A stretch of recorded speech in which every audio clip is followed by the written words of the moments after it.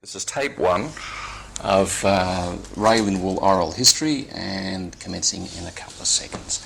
Ray, we might lead off. You were born on 3 October 1921. Where? Born at Mascot. Well, I was born in the hospital, but we were living at Mascot then. I lived there until I was 2 years of age. Yeah, and then shifted. We shifted then to Hurstville, where I lived until 1953, which I was about 32 then. Right. And what are your early recollections of those years in Hudson Street? Well, my recollections, I think it was the greatest time of my life. I lived there from the age of 2, which I don't remember, until I was about 32. So most of my young life was spent there, and I had 3 sisters and a brother, and we did everything we were allowed to do those days. Right. Mum died early. She died when I was 7, and my father died when I was 17. Right, right. So, and what happened after Mum died? I suppose a lot of pressure obviously went on to your father, but also to your sisters as well. Well, the father was naturally working, and he was out all day, but my sister, my older sister, she is now my younger sister, but she looked after us, and she was about 13 or 14 when she took over. Right. And she brought up the family, and then my other sister took over when she went out and worked, and they brought us up fairly well, I think. Right. So you're the 4th born, I think, in the family. Is that so? Pardon? You're the 4th born? Yes. I've got a younger sister. She's 4 years younger than me, and she's over in New Zealand. My 2 sisters live next door to each other. Right. In Auckland. Right. And what was life like in the Hudson Street of the late 20s and early 30s? Well, I only remember the early 30s, really, because I was only 9, 1930. But, well, I do remember from about 7, 8, 9, 10, a lot of it. And we used to go to school and wag school now and again, and play cricket and football. That was the only thing we could afford. And we played on the street mostly because there was no paddocks, there were paddocks, but they weren't cultivated like they are today, and it was a bit rough, so we played our cricket and football on the streets. Right. And there was no traffic to worry us, and just put the kerosene tin in the middle of the ground, or the middle of the street, and played, and if a car came up, or a truck, or mostly a horse and sulky, we shifted it off the road and played when it went by. Where did this encouragement to play sport come from? Was your father a sportsman? Well, my father was a pretty good fighter. I think he won a boxing tournament in the country somewhere in Sydney, down from Sydney, in his young day. And he was a good athlete. He was a very fast sprinter. Right. My uncle was a good cricketer. He played for a team against England in New Zealand, but not a representative side, but he played against England for a New Zealand side, and he must have been all right, but he used to come up to our place and play cricket a lot in the backyard, and he showed me a little bit, but we were always keen on sport, mostly cricket and football only. No golf course those days. You couldn't afford the golf sticks or the tennis racket. Yeah. And what was it that pushed you on to sort of play sport all the time? I was talking to your brother Jack, and he said that you were not the ringleader so much, but you were always sort of pushing him to be involved in sport. That you were always the one to say, "Hey, let's get a bat and ball and let's go out and play." What was it? Well, possibly I was doing that, but he was very keen. He was a very good sportsman. He was a good runner, good cricketer, and a good footballer. And he was nearly 3 years older than me, 2 years 9 months. And all I played with was his friends, and that probably helped me a lot because they were 2 years older than I were, 2 and 3 years and 4 years older, and more. And I think they were all pretty good sportsmen because that's all you had to do those days. One street played another street in a sort of a competition, and you had to be good to get in a street team. And so naturally, the better you were, you got a more chance of getting in, so you tried harder. But we used to practice every morning. We used to go up at 6 o'clock and go out and practice till 8 o'clock, then go to school. And at school we practiced cricket during the lunch hour and tea breaks, and after school we'd come home and play cricket across the street again after we did the messages. But same with football. We were football and cricket mad, I should imagine, and we used to play the opposite next street, and we were Hudson Street and they were the Avenue, and they had a pretty good team, but we were better. Right. And how did you learn to play the game? How did you learn to play football? How did you learn to play cricket? Did you have the chance to see other players, really good players, grade cricketers, grade footballers? Well, yes, we did. We went up and watched the first graders and the second graders play at Hurstville Oval, which was about 2 or 3 miles away from our place. We used to go up there every weekend and watch them play. When I grew up a little bit, to about 10 or 11, I used to go up and field for them when they were practising at cricket, and I had a few good tips from the good players there. Like Bill Ives was the first captain I met up there for St George, and he let me bowl now and again, because the only reason he let me bowl was when they got tired they had no one to bowl bat against, so they gave me a bowl. And as a result they gave me a few tips, and that helped a lot. Then later on, of course, before that we had Don Bradman played for St George, and I used to go up and watch him play, and I even tapped him on the back once, and I don't think my hand was the one that had the big mark on his back when he got a century, but he used to get a century nearly every match, and it was good to watch. And I didn't know him, of course. I was only 9 or 10, and he left St George, and I was very fortunate. Bill O'Reilly came to St George in 1935 or 34, and I joined St George in about 1936, 37. Yeah. How did that joining come about? Were you approached by someone, or did you go to the club and try out at the nets? What was the procedure for you to get into Well, we played junior cricket, and St George district was a big district. We played junior cricket every Saturday morning and afternoon as little kids, and as we grew up we got into the bigger teams in the afternoon with the men, and I was only 14 or 15 when I was still winning the batting averages and bowling averages with the men in B grade, and naturally if you're any good you want to try out for St George in the lower grades. And when I was 16 I went up to try out, and I was recommended by the association as a good chance to try out, and I did, and I was noticed by the selectors and got in 3rd grade, and I played 3 3rd grade matches, and then 3 2nd grade matches, and then I got into 1st grade. And all in the one season? All in the one season. That was when I was 16, and I played 1st grade when I was 16 in cricket.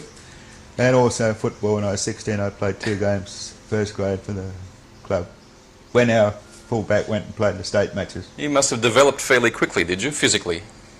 Well, no, I was, yes, I suppose I was fit, but I was small. I was only small to start with, and I was small all my life, I reckon, except when I had a bad period of a bad back in 1949-50. I had a bad back and couldn't train, and I got a bit overweight then, and it took a long while to get it off. But mostly I was slim, at about 10 stone something, well 9 stone when I was a kid, but I got up to about 11 stone 2 when I was playing football and cricket with the St George Club in 1936, 37, 38. Yeah. Well, I think it was 38 I played. So in a way you were, somebody has described you as a natural sportsman, because you made it to that very high level in both football and cricket at a very young age, really, because 16 is young, isn't it? You don't see that happen too often these days. Well, I was very fortunate. I played with the junior competition with St George was a good association with the cricket and football, and I had good coaches, and we were very fortunate. We always played with a good team, and then I was lucky. I went to school until I was 18, and we had terrific opportunities at school to play cricket. Tell me about the school days. Well, you don't want to hear about my lessons. Oh, I'm quite happy to hear what. Well, I was just average as a schoolboy, I should imagine, but at sport I was fairly good. My brother was really good, and I had to follow his example. He was 2.5 years older, 3 years older than me, as I said before, and naturally he was a much better player than I was at his age. And I had to follow his records, and as a result I tried harder, and I did all right. And we had a good team. Well, we went to Marist Brothers first, and we had a very good side and well coached, and I was mostly captain when I was playing in all different teams, and we did very well. And then I went to Darlinghurst and we did very well there, and last 2 years I was captain there. We won the competitions there, football and cricket. I was very fortunate. We had a good side to play with, and it's easier to play with a good side than it is with a bad side. Did you get any encouragement at all? Any special encouragement from the Marist Brothers? Or anybody else there at that stage? Well, it's like now they used to send their star players down from the first grade and second grade and to coach you now and again, and we had some good coaches, but I forget some of the names, but apart from Harry Feet was a St George fast bowler when I went into try out, and he coached me a little bit, and of course Bill O'Reilly was main coach, and when I was 16 I took part in the team. He was my captain for the next 10 years or so I was very fortunate. Yeah. And he was a great coach. He was, I call him my father in cricket, so that's how much I think of him. There's that old story that's quoted so often about you and Jack and the Menton boys and others playing in Hudson Street and waiting for O'Reilly to come by after work with a newspaper in hand, and you'd put in an extra effort to knock the wickets over or so. Well, he didn't true. Notice you were there at that stage? He said he did afterwards, Yeah. but we didn't think he did at the time. He was a school teacher, and he used to come home fairly, say, 5:30 at night, and we used to be out there playing on the street, and we had a chap down waiting to see if he was turning a corner about 200 yards away, and when he turned the corner and came into our street, well, naturally I grabbed the ball for some reason or other, and my brother grabbed the bat, and we tried to show him how good we were and tried our best when he was walking up the street, which took about, say, 5 or 6 minutes, and he didn't appear to be looking at us, but later on he told us all about it, and he must have been looking. So he must have been... knew what was going on. Looking, yeah. And he said he remembered us from 2 or 3 years before when I played for St George. So Sure. he must have watched it when we thought he wasn't. Yeah. Get back to your school days again. The transition from... You were at Cogra Marist Brothers. Yes. How did you move to Darlinghurst? What was the sequence, and why did you stay on at school?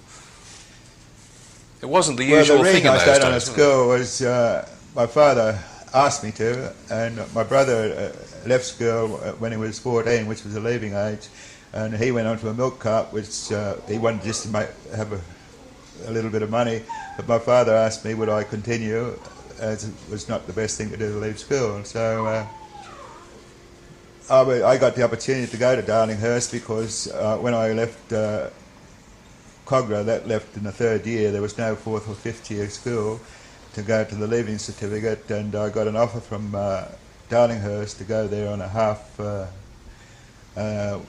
sort of a scholarship type of thing, wasn't salary, half salary I paid for a scholarship because I was a good footballer and cricketer. They didn't care about my study work, but I got this half scholarship, which was only about 2 and 6 a week, which was a lot of money those days, and I went there for half price. I also had an offer to go to St Joseph's College, which was a boarding school, which I didn't want to do, so I didn't go. But I took the opportunity of going to Darlinghurst, and I stayed there until I was just turned 18 when I left school. So that meant a trip on the train or bus, or how did you get to Darlinghurst? Well, we used to go by train from Hurstville to Museum Station in the city, and that was about 10 miles, I suppose. Then we'd walk up to Darlinghurst School, which was about another 2 miles. We could get the bus if we wanted to, but we used to walk. And it was good exercise for you. But Darlinghurst was a lovely school, and they had good coaches too, and they were very keen on sport, and they were very keen on study as well. But were you more keen on sport than study? I should imagine I was, yes. I wasn't. I was average at school, I should say, but I think I was above average at sport, so I was more interested in sport. You set the world on fire by all accounts. If you look at the yearbooks of Darlinghurst Marist Brothers, 1930, certainly 38, 39 there, not just in cricket and football. I mean, your track and field performance was superb as well. Well, they weren't too bad. We had, as I say, we were a good school and we had good athletes, and I happened to win the school championship once, which was very good, but we had some star athletes before that, and they left school when I won. But I was in the, I was pretty good at the half mile, and I was in the half mile at the combined sports, but I didn't win. I came second or third. I never won that, and they put me in the hurdles at one stage too. They were one short, so I went in that and I came third in that. But my athletic process didn't go as far as my cricket or football, because we didn't train for athletes as much as we did for cricket and football. Yes, you were more interested in cricket and football, or cricket than football, or the other way? Well, I was interested in both. I was probably preferred football because you got more publicity in the papers at football than you did at cricket in those days. But, and you were interested in that, were you? I was, yes. I was very interested in football, but my father also... No, but interested in the publicity, I mean. Oh, well, naturally, yes. I think everyone is. When you get your name in the paper for the first time, I think it's... I think you still get that cut. I'd still have that cutting somewhere. It's a big event for a youngster, for somebody who's 16. Yeah, it's wonderful to get your name in the paper, even if it's only a local paper. And you used to buy the local paper every week to see if you got your name in it. But I suppose I was very interested in football as well as cricket, but my father asked me to give up football when I was 19. No, sorry, I was 18. Well, I was 17, 18, and he asked me to give it up. I played the 2 first grade games of football with St George, and I retired next year, which was a very young age to retire, and I didn't play again for another 2 years. The reason I played with the war started, and there didn't look much future in cricket or football, so I went back to football again. But my father had asked me to stay out of football for the cricket, and he thought it was better for me. Yeah. Which he probably was right. He was probably right. Well, I lasted longer at cricket, I should imagine. Yes, yeah. What special memories do you have of those years at Darlinghurst, Marist Brothers? Well, I suppose I enjoyed it. I liked school. I suppose it was mainly because of the sport. But I did like school, and I enjoyed meeting all the people we met. Still some very good friends of mine. I still meet them every year when I go to Sydney. And there's 1 or 2 up here that went to Darlinghurst at the same time as I did. And there's a couple of Cogra, and it's still wonderful to think that you're still good friends. Back to the influence of sport and sportsmen. When did you see your first test match? I saw the first test match in 1930. Well, Larwood's test 1932 at the Sydney Cricket Ground, and that one went to Saturday when McCabe was 100 not out, and he got 187. I saw the 87 he got. He was about 120 not out, and he got the last 67, and he batted beautifully. And I saw Larwood bowl for the first time in my life, and it made a big impression on you? Well, I think so. I was a fast bowler then in my young day, and I was very keen to see him, and I probably noticed, I'm not sure, but he had a good rhythm, and I think that that's probably where I worked on my rhythm and got it better. Did you consciously try to copy him, as most boys do? Well, I don't know now. I think I constantly try to copy a rhythm like he had, and I should imagine it was his because he was the most famous bowler in the world at the time, and still is probably.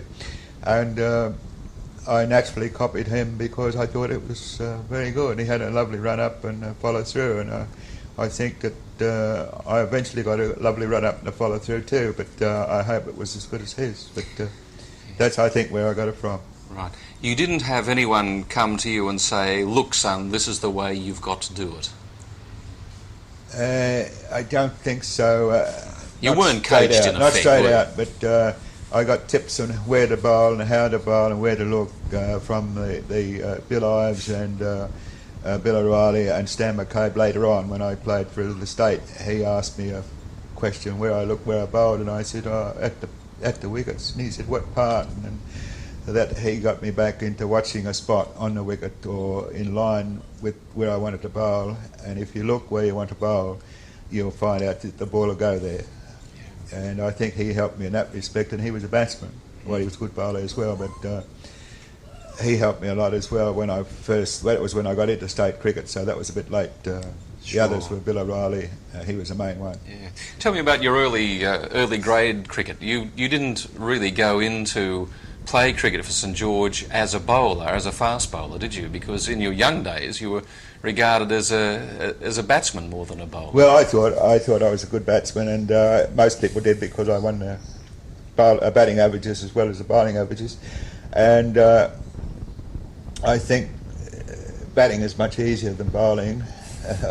My friends won't agree with that, the batting friends, but I like getting runs, and I preferred to get runs than bowl because bowling was much harder. I thought I was a good batsman, yes. I went in first wicket in St George, and Arthur Morris used to go in about number 7 or 8. As a reversal? Well, the reversal came in a one-day match when O'Reilly, our opening bat didn't turn up, and O'Reilly put Arthur Morris in, and he got 69, and he's never looked back from that day. But he wasn't a batsman at the time, he was a bowler. Can you remember any big performances in your school days? My performances? Yes, I remember getting 204 and 200. Where? With the school, and I got 150s and 60s and 30s, 130s. But I also got wickets as well. But I think I did better with the bat in averages than I did with the ball. Did you always want to be a batsman? I did, yes. Rather than a bowler? I always thought I was a batsman, but the captains later on didn't think I was, so I went in late. As a matter of fact, Bill O'Reilly only said last year, he said, I think I might have made a mistake. He said, you thought you were a good batsman when I was your captain, didn't you? And I said, I think so. And he said, well, I couldn't help but put you in last. I wanted you to bowl. And I think he's one of the ones responsible. It's funny how things work out. Well, he made me bowl fast. When I got into the first grade side, he was the captain, and we went to Manly to play the match, and he turned to me and said, now, which end do you want to bowl? And I said, well, I've been, since I last tried out, I said, I've been bowling swingers against the wind. He said, you're not bowling swingers today. He said, you're bowling fast. He said, lengthen your run a couple of yards and bowl fast. So I did. And I didn't. Next week I went up to see where my batting was in the order. I was thinking about 4 or 5, and I was down number 11. And I stayed there with O'Reilly. He even when I did well, he put me up ahead of him. And you accepted that? Well, I have to accept it. I was only 16 and he was a captain. He was a few years older. But I accepted it, yes. You didn't feel badly about it inside? I didn't tell anyone. You'd have been a little disappointed, were you? I didn't tell anyone, but I did feel badly, but I didn't tell anyone. I just took it, that's what he thought of me as a batsman. But I didn't know that he really thought that I was a better bowler for the club than a batsman, because they had plenty of good batsmen, they reckon, and they thought I'd do better as a bowler, so they wanted me to concentrate on my bowling. And did that work out well for you in that first season with St George? Well, it did, yes. The first time I played, I got 3 wickets against the best side, or second best side. I think we were the best. I got 3 state batsmen out, and they were very good, and I was very pleased. At the age of 16? At the age of 16. I got a chap named Cook, who was a very good player for New South Wales, and 2 other chaps. I got them out 3 wickets. You can remember your first wicket in first grade? Oh, yes. Tell me about it. Tell me about it. Well, I can't remember how I got him out, but I know I got Cook out, and he opened up, and I got both openers up. Open up and out. I got them both out, so it was very pleasing. And my batting average that year was over 32, and I only had 3 innings. And I thought, well, next year I'll go up higher, but I was only number 10. So Riley must have been a strong batting side, wasn't it? We did have a strong batting side, yes, but not as strong as I thought they were. I thought I should have been up higher. But, I was there for the bowling only. Apart from Arthur Morris and yourself and Bill O'Reilly, who else was there with St George who were good batsmen? Who were the Well, we had Norm Fisher was a young star at the time, and we had Moss. They played for New South Wales. Moss and Byrne, and Stapleton. He played for New South Wales. They were good batsmen. About 5 of them played for New South Wales, and we had we had a good wicket, of course. Later he played for New South Wales as well. So we had a good side. So it wasn't a disgrace to go in second last and last. But as a youngster, you would have also come up, would have bowled against Stan McCabe. Yes, I did, and he got 2 centuries very quickly against us, so I don't remember those matches very much. I remember him playing a shot off a short pitch ball rising over the top of the wicket and hit me about past point before off the back foot, so I didn't give me too many of those. He was a great batsman, of course, and he hit me 2 in a row off the back foot, so I didn't give him any more. Yeah. But he scored a duck and 2 centuries against us when I played against him, so in different matches. So I don't remember much about him because I didn't get him for a duck. Yeah, you have him, hold him in fairly high regard as a batsman, I think. Well, I think he's, if not, he's very close to being the 3rd best batsman I've ever seen. Right. After? 3rd or 4th. After? Following which other batsman? Who do you... Well, I'm thinking of Bradman and Compton and Hutton and McCabe. Yes. He was McCabe that good. Was, I think he was a little bit better than Arthur Morris. I hope Arthur Morris doesn't hear me say that, but I think he was. I think McCabe was a star, a real star. What made him so good, do you think? Well, he had all the shots, and he was a good cricketer, very fit, and he played every shot you can imagine. He was a fast scorer. I think most of the good players were fast scorers in the old days, before 1940, before the war. And they played shots better than after the war, I think. I think the wickets helped. I think they were a little bit faster than what they were when we played after the war. And naturally, they could play their shots. And most of our state side that I watched were shot makers, and they looked good. Whereas after the war, we had not many shot makers, except for Arthur Morris and a few others, but they were defensive players. So it was a different style of cricket in grade and probably in first class cricket after the war to what it was in the before the war.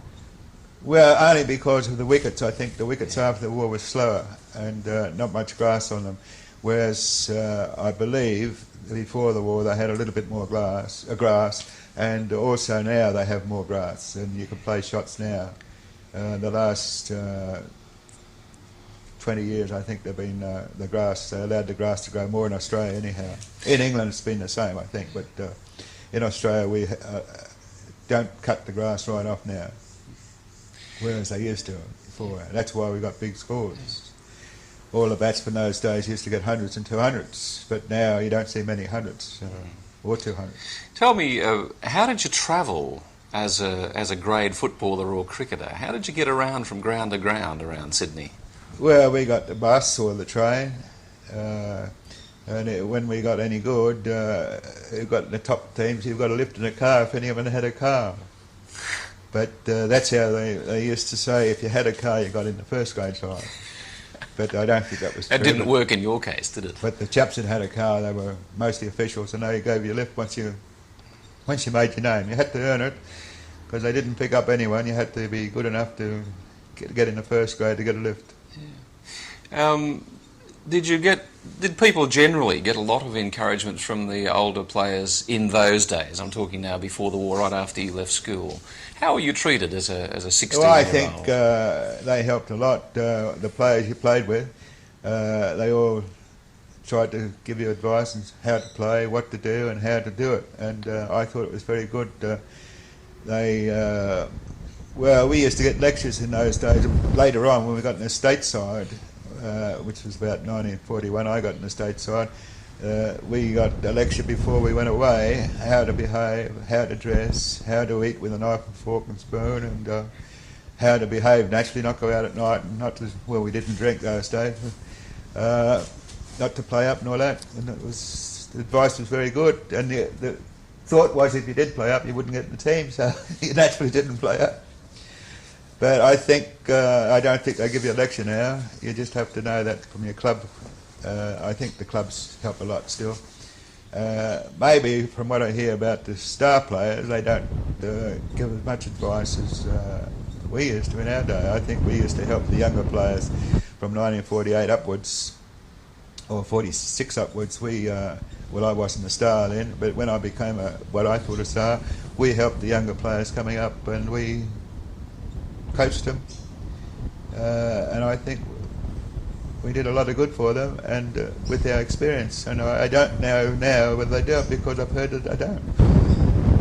So therefore, they might be because there's money in the game that they don't help each other. Yes, haven't got time, and professional jealousy probably comes in. Well, I probably have to keep their own place in the side. I coached a young chap that took my place in a test match. That was Crawford, the fast bowler, and he took my place in a test match in England on the 1953 tour. 56. Eh? 56. 56 was it? I'm sorry. No, I thought he was younger. 56. Well, we're coming to the end of this, so I think we might end the first tape here and give you a chance to get your breath back. And Oh, good. I can